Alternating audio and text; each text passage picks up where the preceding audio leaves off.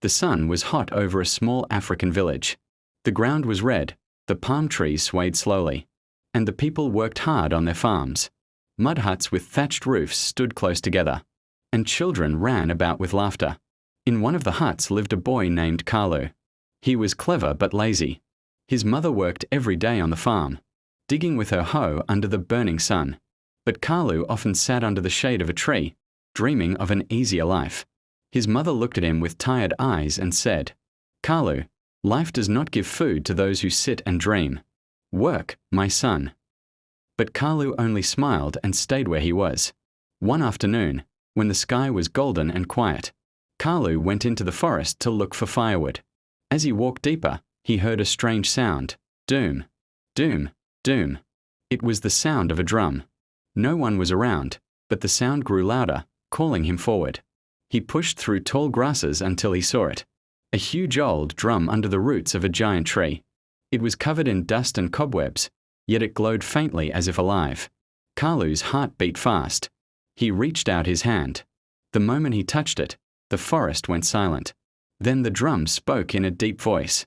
"Kalu, if you strike me once, you must not stop until I tell you." Kalu shook with fear, but curiosity was stronger. He lifted his hand and struck the drum. Boom! Suddenly, food spilled out: yam, beans, rice, sweet fruits, and meat. Kalu shouted with joy. He filled his arms and baskets, rushing home. When his mother saw the food, she dropped her hoe in shock. "Kalu, where did you get all this?" Kalu grinned and said only, "Mama, we will never be hungry again." The next day, he returned to the forest. This time, when he struck the drum, bright clothes and ornaments poured out.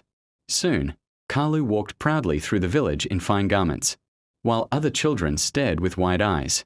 Some whispered, "How can Kalu, the lazy boy, now be so rich?" News reached the ears of the village chief. He sent for Kalu. Inside the palace, before the elders, Kalu placed the drum and struck it. Food and riches poured across the palace floor. The people cheered. The chief's eyes shone with greed. That night, while the moon hung high, the chief whispered to his guards, "Steal the drum. It will belong to me." The guards crept into Kalu's hut and carried it away. In the morning, the chief struck the drum in his palace.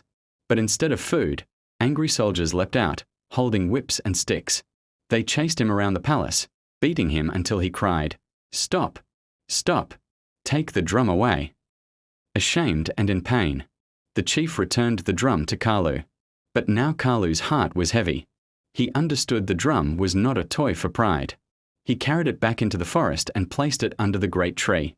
The drum's voice rumbled again. "Blessings are not for pride, but for service. You wanted glory, but you found shame. Learn wisdom, Kalu." Kalu bowed his head. He walked home empty-handed. But this time, his mother saw a change. There was no food or riches, but there was truth in his eyes. From that day, Kalu worked with his own hands, shared what little he had, and became respected, not because of a magic drum, but because of his honesty and humility. Greed and pride can turn blessings into curses. True respect comes from humility, honesty, and hard work. Please subscribe for more interesting stories.